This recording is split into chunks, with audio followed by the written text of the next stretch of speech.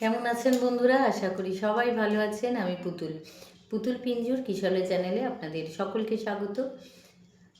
বেশ কয়েকদিন কোনো ভিডিও বানাতে পারিনি, কারণ গলার অবস্থা শুনে বুঝতেই পারছেন যে গলায় মারাত্মক অবস্থা হয়ে গেছিলো, মারাত্মক ইনফেকশন হয়ে গিয়েছিল গলায়। তা ডাক্তার একেবারেই কথা বলা বন্ধ করে দিয়েছিল।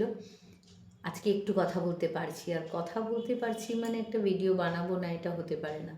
যদিও চুপি চুপি বানাচ্ছি, কারণ আমার বর আর মেয়ে যদি জানতে পারে, জানবে যদিও পরে, সেটা পরে জানুক, কিন্তু এখন কথা বলছি, মানে এখন যদি থাকতো তাহলে প্রচণ্ড বকাবকি করতো যে আর 2 দিন ওয়েট করা যাচ্ছে না। কিন্তু আমি যেহেতু কথা বলতে পারছি, তাই জন্য একটু কবিতা না পড়লে মনটা কীরকম যেন সায় দিচ্ছে না। মনে হচ্ছে অনেক দিন করিনি, একটুখানি পড়ি, একটু পড়ি।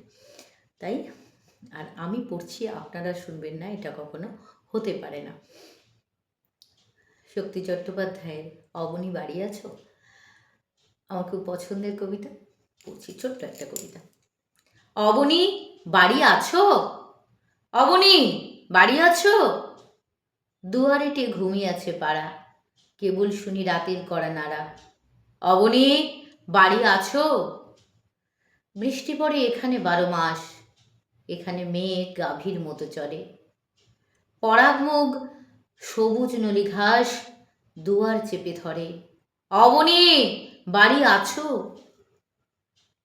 আধেকলেন হৃদয় দূরগামী, ব্যথার মাঝে ঘুমিয়ে পড়ি আমি। সহসা শুনি রাতের করা নাড়া, অবনী বাড়ি আছো? আশা করি ভালো লাগলো। চেষ্টা করলাম, ভুল ত্রুটি মার্জনা করবেন, কারণ গলা দিয়ে স্বর বেরোতে বেরোতে আটকে যাচ্ছে, তবুও চেষ্টা করলাম। নমস্কার।